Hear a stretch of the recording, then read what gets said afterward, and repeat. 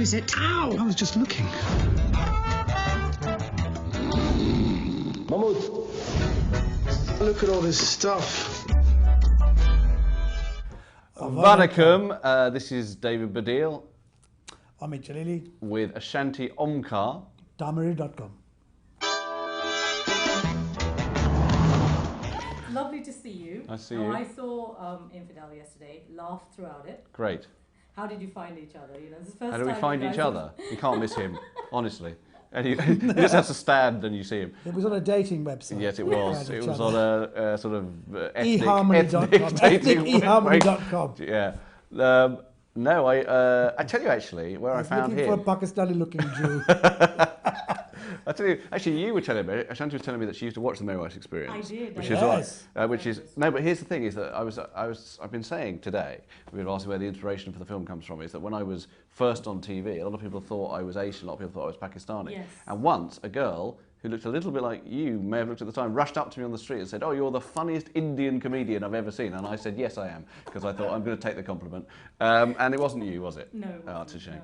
But anyway, yes. I guess they do today. But him, he was actually, I did a very, very good but very unwatched sitcom on Sky called Baddiel Syndrome in 2000. And and I had a line, didn't I, in it? He was a chef in it. He played a chef in it. And I remember thinking, I didn't give that bloke any funny lines and he's made it funny. He's managed to make these completely unfunny lines funny. He must be quite funny. I think the line was, I came out from the kitchen Yeah. to complain because someone had said something about and I think the thing, what's your problem was, and I said, what's your bloody problem? In it, my food is bloody good. You're bloody crazy. Something like that. It was something like that. It was so stupid. Yeah, But I tried, I was in my room thinking, hey, you bloody, what am I paying? I'm going to make a fun. Here's a character. I can do something like that. Yeah. And I just tried to make the most out of this one line. Yeah, incredibly, I decided to work with him again. Adopted at the age of 2 weeks. My birth name, I need to know. I'm afraid not. Can I just look at that, please? No, this is it. And to cast him in his solo project. Solo piece, yeah. And I mean, for me, one thing I have observed is you're Londoner.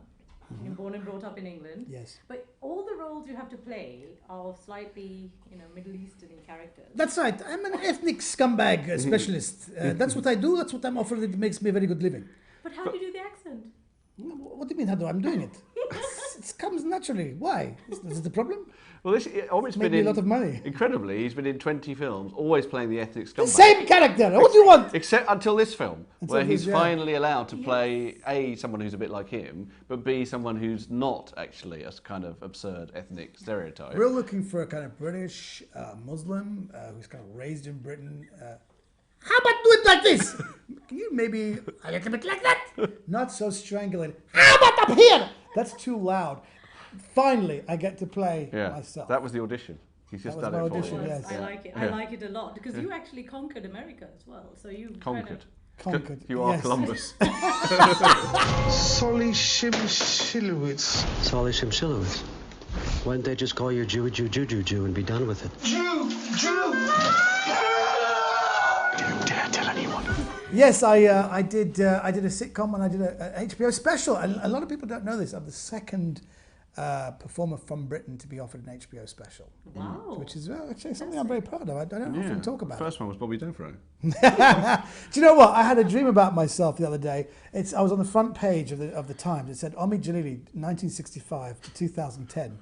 And I thought, what? That's your career. A picture of me, and it was my career, and I was dead. And I read the obituary, and it said this guy was one of we never appreciated. He was so funny, and now should be rightly take his place alongside Benny Hill and Freddie Starr. And I said, what kind of anxiety dream is this? I had that dream just 2 nights ago. His show in America, he was in Whoopi Goldberg's show. Yes, One of the interesting thing about Whoopi Goldberg is she Jewish?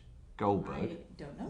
No, she just did that as a joke. She just thought she But that's not a real name. her real name is Karen Johnson. Well, she's a man. It's Karen Johnson. Nothing. But there was another Karen Johnson in the show, but so she just went for Whoopi Goldberg because it was just like a comedy band. Dare tell anyone. What do you know about Jews? They've got big noses. Go to a bar mitzvah with you. I can blend in. Oi. Exodos. Geschmack. Rabbi, my foreskin has grown back. I'm going to introduce you to London's funniest Tamil. Here, Hi. Anujen. Hey! London's Come over, funniest come over. Tamil. Yes. Wow. I've got to get him. Yeah. I've coined him that today. So why don't you take the throne and Hi. put them on the hot seat? Hi. Tell me your name. Anujen. Hello, Anujen. Or you can call me the local hero if you want. Okay. I think this is amazing. It's a bit like Radio 5 Live. When Alan Green gets a bit tired, he hands over to another commentator. Is that what we got two? That's amazing. That's a bit like. That's a bit like. That's So great. you do a lot of Tamil-based comedy? Most of my stuff, yeah. Is it mainly about the Tigers, or what's it about? No, not that kind of politically. All right. More just, I like to take inspiration from my own family. Yeah. How my dad and mum interact with me, interact with themselves, and then kind of extend it out to just general parents. All right. I think most people in my Give us a couple- quick, just a taste of your gear. Yes, go on. Well, basically, my dad, when he gets, I think most Tamil parents, dads and stuff, when they get angry with you, because obviously English is not their first language, but you know they want to communicate with you in what they know English. So when they get angry, they kind of mess up their English. So one time I was with my two cousins, and we were messing about, and then my dad lost it. He was like, "Anujen, both of you sit on the table and eat together separately." He messed up everything. That's very funny. That's the kind of thing. Fabulous. I like that. But I've obviously been great fans of both of yours. How would you say, for someone like me, trying to aspire to be someone like you, could you give me some sort of advice how to go down that route? Drink a lot. That is... He's an alcoholic. He keeps it very quiet. Alcoholic. He's not. He's not. I'm just saying that. What kind of advice would you give for someone aspiring to... I get asked that question a lot, and I never really know what to say except for one thing, which is to just be as funny as you possibly can in as many places as you possibly can. I think that's what happened with me. If there was a wedding, they'd say, "Get up." He'd say, "Nah." "Get up." "Nah." Then I said, "Go on." I get up and do everything. I do disco dancing. I do about an hour. And I think that, and usually about 58 minutes of it was rubbish, but we make two minutes of it would be quite funny, and I'd remember it, and I'd keep that. I thought that was quite funny, and I think it's the wisdom to remember what you did was funny and try and repeat it. Anti-Semite, Islamophobe. There's something I've got to tell you. I also want to become hopefully one day a director myself. What is this, some kind of self-help? We're talking about the film. We're trying to help this guy's career. I want to help Anujen. What kind of interview is this? I think he could some go advice far. for- Tell you, In I'm fact, going to I complain to the... I've already given it 4 out of 5, so I thought, you know. Okay. Yeah, I want to help Anujen. Let's help you out. Go on. Okay, Tell me your problems, baby. I like to see, like, you know, obviously the action films, you know, they call it Hollywood stuff. How would you say, like, you grab your audience, like, for the comedy side? 'Cause, you know, Good obviously- question. How do you grab an audience? Yes. I don't know. You have to just be fun. A lot of films, a lot of comedy films aren't actually that funny. I think quite a lot of films that sort of purport to be comedy. I mean, some of them are really funny, but a lot of times you kind of think like, where's the actual? Well, I'm not actually hearing the laughs here. So one thing I am pleased about this film is every time I've actually been to sit with an audience, there are actually proper laughs, and actually that's very interesting from a comedian point of view. Because I sit there during the film thinking, like, where's the next laugh coming from? And then suddenly I realise I'm treating it like a gig. I don't know if you find that. I did, yeah. I think like, you know, I want to hear the next laugh like I'm actually up there doing stand-up. If it was up to me, I'd go to every showing, I'd do a warm-up. I'll do like a 10-minute warm-up. Yeah. You know, and then maybe have an interval, get them drunk. It is, yeah. But I think what David's done, I think that with when you say how do you grab them, the central premise, you know, I think you should be able, when people talk about this film, you should be able to say it in a sentence. What's the film about? It's about a Muslim who finds out he's a Jew. And I think if that's why the film, I think, is interesting. So what's this other film about? Well, the film's about this, and I think the central premise is so strong, and I think that is what grabs people.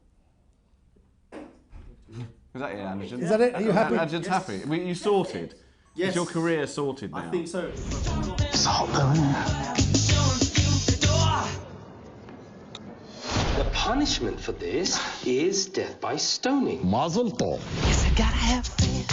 I gotta have faith. Because I gotta have faith. Well, give me a break. You find out you're Jewish and suddenly some bloke in a uniform is leading you away? That's ridiculous.